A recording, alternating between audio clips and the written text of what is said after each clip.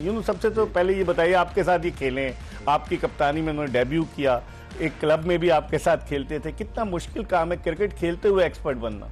आसान काम नहीं है, क्योंकि बाज़-औक़ात आपको ऐसी बातें भी करनी पड़ जाती हैं और अपने कुलीग्स के मुतालिक करनी पड़ जाती है और उस गेम के मुतालिक करनी पड़ जाती है जो कि आप खुद करंट खेल रहे होते हो। मेरे साथ भी ये हुआ। मेरे ख्याल से मुझे अगर याद हो, जब हमने कैप्टन कॉर्नर्स करते थे, जी हाँ, पूछा जाता था मैच में हर दफा। 2000 या आप समझिए 2007-8 की बात है।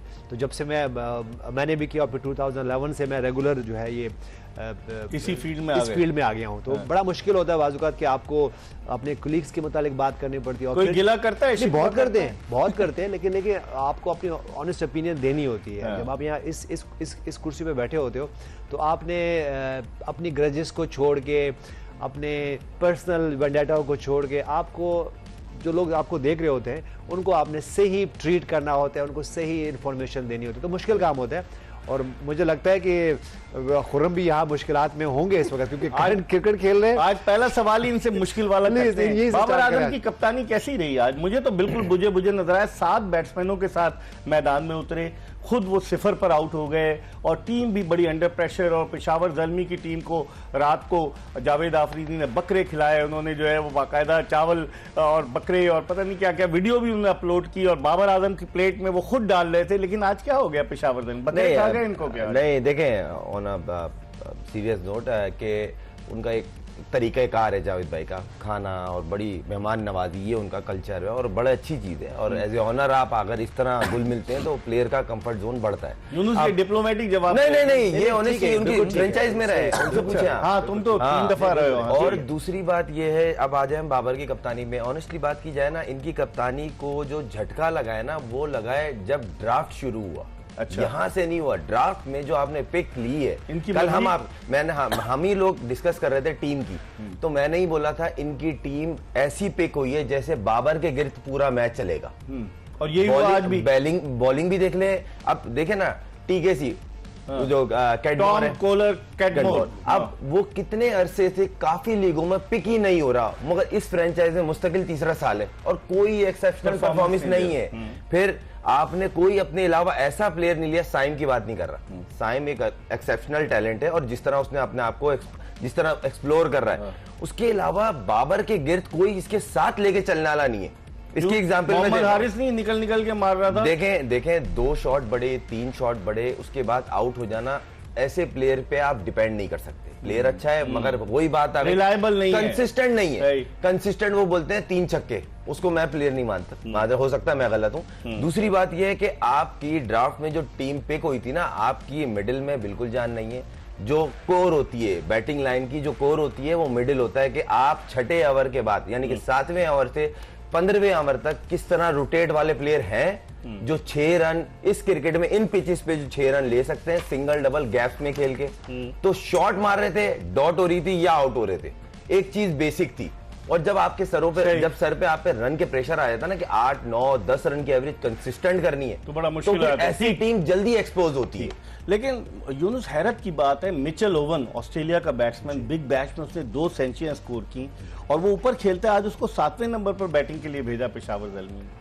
देखिए, मुश्किलात होती हैं जब आपके पास ऐसे प्लेयर्स होते हैं कि आप उनको उनके प्लेसेस पे खिलाना मुश्किल हो जाता है, तो आपके लिए फिर मुश्किलात हैं। इसी तरह अगर मैं जैसे अभी ये मैच हो रहा है, हमने उस्मान खान की बात की, तो वो भी बाज़-औक़ात हमने देखा है कि जब उन्होंने परफॉर्मेंस किया तो वो एज ए ओपनर खेलते थे, अभी कभी 1 डाउन खेल रहे हैं, कभी मिडिल ऑर्डर में खेलें, आज इवन शान मसूद नंबर 4 खेलें। तो देखिए, ये जो शफलिंग होती है ये बहुत ज़्यादा आपके लिए मुश्किलात खड़ी करती है। मैं देखिए, अगर मैं पहले मैच की बात करूँ तो जिस तरह टॉस जीत के बॉलिंग करना, देखिए रात में बॉलिंग करना, दिन में बॉलिंग का फर्क है। आपको देखो, आपको अपने आप को, मैं ये नहीं कह रहा हूँ कि ज्यादातर देखिए यही एक पैटर्न चल रहा है कि आप टॉस जीतते हो। जैसे हमने बारहा ये बात कर रहे हैं कि आप टॉस जीत के, ठीक है, आप चेस तो करो, लेकिन आपके पास वो पावर भी होनी चाहिए चेस करने के लिए। तो पेशावर ज़ल्मी का हमने ये देखा कि वो आते हैं और ठीक है, पास्ट में ये चेस करते थे, लेकिन जब तक कामरान अकमल साथ होते थे तो वो एक बड़ी इनिंग खेलते थे। वो हमेशा ऐसे मैचेस में बनाता था, हर दूसरी तीसरे मैच में वो सेंचुरी करते थे। और मैं खुद भी पेशावर ज़ल्मी का पार्ट था उस वक्त। तो वो आके 100 करते थे, बड़ी इनिंग खेलते थे और वो चेस कर जाते। लेकिन आपको बाज़-औक़ात सिचुएशन के हिसाब से करना पड़ता है। देखिए अब हमने देखा कि जिस तरह सऊद शकील की और उसके बाद उसकी पार्टनरशिप हुई यहाँ पे, अगर मैं एलन की बात करूँ, फिन एलन की बात करूँ, तो देखिए यहाँ पे पार्टनरशिप बड़ी ज़बरदस्त हुई। ठीक है, अगर मैं जिस वक्त बात करूँ तो उन्होंने जिस वक्त सऊद शकील आउट हुए हैं तो वो हो सकता था कि उस वक्त रन्स कम होते, लेकिन उसके बाद फिर उनके पार्टनरशिप पे पार्टनरशिप होती रही और रन्स होते रहे, और रन्स का एक जो फ्लो शुरू से सेट हुआ था वो रुका नहीं।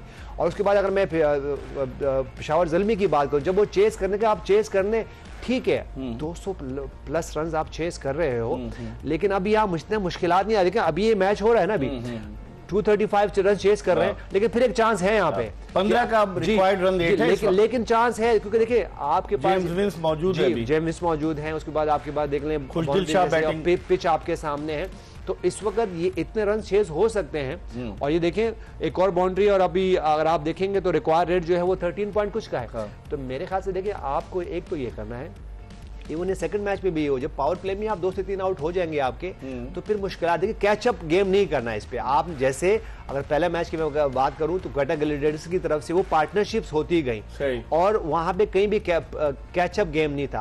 और अगर मैं दोनों टीमों की मैं बात करूं, पहले मैच में पेशावर ज़ल्मी की भी बात कर लूं और इवन अभी भी बात करूं, अभी एक पार्टनरशिप हुई है ना, तो फिर एक हो चलिए। तो मेरे ख्याल से देखिए ये वो पॉइंट्स हैं जो कि आपको एड्रेस करने हैं। उसके बाद फिर बॉलिंग में भी अगर मैं पहले मैच की बात करूं तो वहां पे स्पिनर्स का बहुत अहम रोल था। मैं अगर इब्रार अहमद की बात करूं, उस्मान तारिक की बात करूं, तो उस वहां पे भी उन्होंने वो पार्टनरशिप में विकेटें लेते रहे। तो मेरे ख्याल से देखें ये पार्टनरशिप का गेम, ये सिर्फ ये नहीं है कि आप आके एक्सक्लूसिव तेज बॉलिंग करो। अगर इस वक्त मैं कराची किंग्स की बॉलर्स की बात करूं इस सेकंड मैच में, तो उनके पास, मैं ये नहीं कहूंगा उनके पास प्लान नहीं होगा, उनके पास सब कुछ था, लेकिन देखिए आप इतना ज्यादा रूम दोगे, बहुत पीछे शॉर्ट बॉलिंग करेंगे, बैट्समैन के पास जो बैटर्स के पास बैट अच्छे हैं, उनकी जो है ना उनकी टेक्निक अच्छी है, तो देखिए वो आपको रन्स करेंगे। तो मेरे ख्याल से देखिए ये वो पॉइंट्स है जो कि एड्रेस करने। और ये देखिए अब हम फिर वही बात करते हैं कोचेस क्या कर रहे हैं, कैप्टन क्या कर रहे हैं, हम यहाँ पे जो है वो बाबर आजम की बात कर रहे हैं, वो तो सब है, लेकिन देखिए अब इस फ्रेंचाइज लीग्स में ये बैटर्स का भी बॉलर्स का भी अपना रोल है कि उनको ये खुद एड्रेस करना है, क्योंकि सारे इंटरनेशनल प्लेयर बहुत टॉप की क्रिकेट खेल रहे हैं। जिस तरह आपने बाबर की बात की, 7 नंबर तक बैट्समैन थे और माइकल ओवन जो जिसने बिग बैश में बड़ी अच्छी बैटिंग की, वो 7वें नंबर पर बैटिंग करने के लिए आए। आप समझते हैं हुसैन तलब को ऊपर भेज दिया, बैटिंग ऑर्डर सही था आपकी नज़र में? देखिए कहीं ना कहीं मिस्टेक हो रही है और कंसिस्टेंट मिस्टेक हो रही है पिछले 2-3 साल से। ड्राफ्ट की पिक, फिर आपका जो कॉम्बिनेशन है वो बिल्कुल मैच नहीं कर रहा। मैच में जो प्लेइंग 11 ये चूज करते हैं आज भी, अगर आप देखें सुफियान मुकीम पे ये डिपेंड कर रहे हैं, वो खुद नया बच्चा है और उसको मार पड़ी तब जब उसने तेज बॉलिंग शुरू कर दी। जब पिच में जब कुछ नहीं हो रहा था ना, सिर्फ बैट्समैन लाइन ढूंढता है, बॉलिंग की पेस को यूज करते हैं। तो जहां उसको 5वीं 6ठी बॉल पे उसने आके बताया, तो उसने आखिरी बॉल पे जब 3 छक्के खा चुका था वो, उसने बॉल की लेंथ भी चेंज की, लाइन भी, और पेस को स्लो किया, तो वो आउट हो गया। तो ये छोटी छोटी मिस्टेक्स है। देखें एक तो एक स्पिनर इकलौता, वो भी यंग, कोई एक्सपीरियंस नहीं है। आप उसके मुकाबले में अगर कोयटा की देखेंगे ना, जो बेंच पे भी बैठे हैं वो एक्सपीरियंस है, बड़ी बैलेंस टीम पे कोई है इस दफा कोयटा की। तो ज़ल्मी की और कोयटा की जो टीम है ना, कॉम्बिनेशन जमीन आसमान का फर्क था। तो सेम ऐसी मुल्तान की बात कर लें।